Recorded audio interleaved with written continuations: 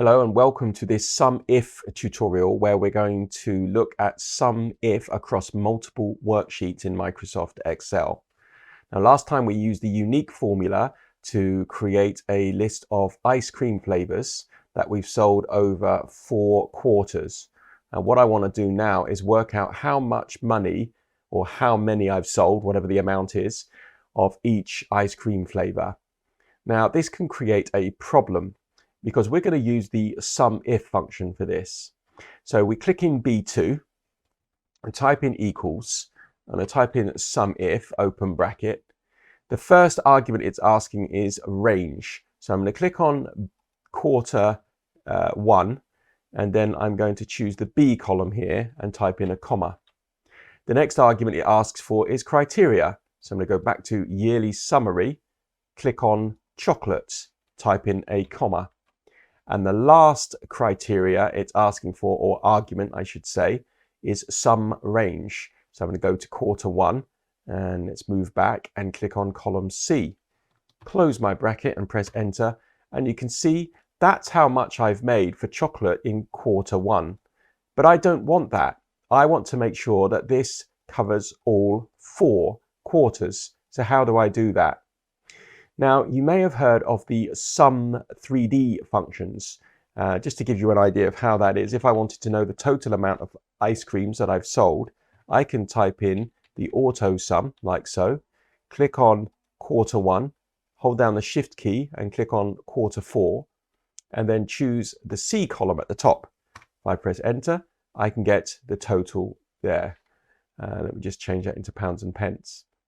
However, when I try to do that same formula, and if you look at the top here, you can see quarter 1 colon quarter 4. When I, however, try to do that formula as a SUMIF, it does not work.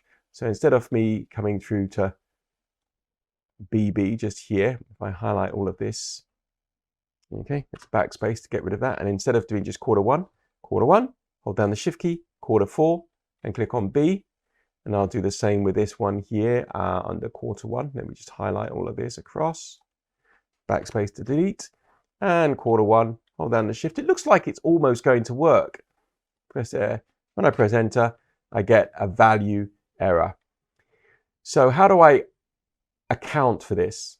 Well, what we can do is use the SUMPRODUCT in conjunction with the INDIRECT function to get this working.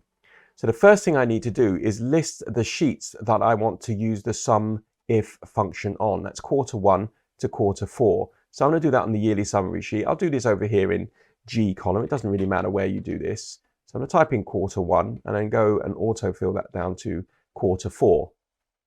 Next, I just need to adjust this formula a little bit. And in fact, what I'm going to do is, first thing I will do is I'm going to type in the SUMPRODUCT so it loops through all of them. And then instead of quarter 1 to quarter 4 in this BB here, I'm just going to highlight these up to the quotation mark just here. Okie dokie. And then type in the following: indirect, open bracket, and then open double quotes, have a single quote, close double quotes, and an ampersand. And then I am going to choose G1 down to G4. I'm going to press F4 on the keyboard to fix those references. And just so you know that these names here, quarter 1, quarter 2, quarter 3, quarter 4, need to be exactly the same as the names on these sheets just down the bottom. Okay, that's great. Ampersand and quotation marks. That's great. Click at the end of the B column here, quotation marks, and close off the bracket for the indirect. So this indirect function is taking the names of these and it's literally going to loop through. Look at quarter 1, B in quarter 1, quarter 2, B in quarter 2, blah, blah, blah, and we'll see the same there.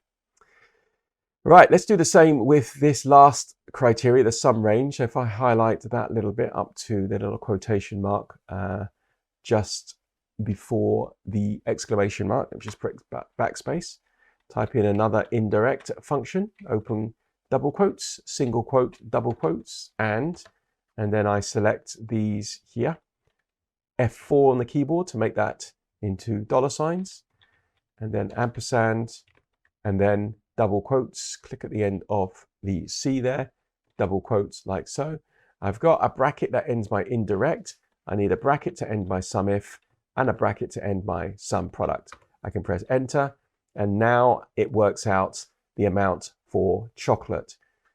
Just go and autofill that down, and I can see that it's worked for each one of the ice cream flavors. So now this SUMIF is working across all of the sheets here. Now these sheets can be in any order, it doesn't really matter, but as long as these names here match up with these sheets just here. And now what I can do is I can just right click and hide this column or do whatever I want to.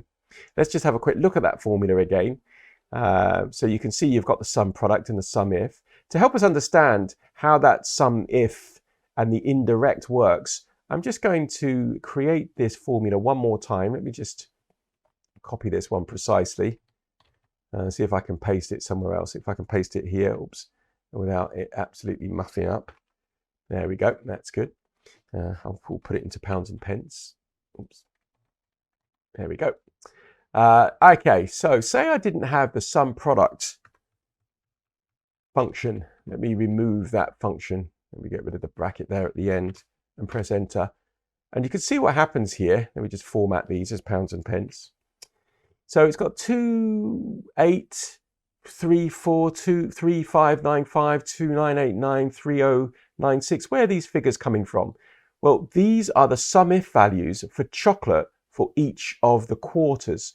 In fact, when you add those three together, you get, if you check on the little sum at the bottom, nice little handy feature, you can get that sum. That's what it's adding up. So if I did a SUMIF function on each one of these quarters, just here,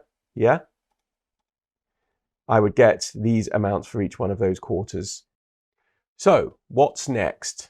Well, at the moment, you can see my quarter sales are all on separate sheets, and I've had to use some complicated SUMIF functions to try to summarize that data.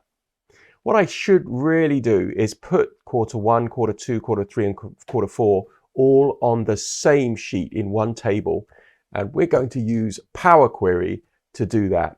So make sure you subscribe and check out the next video.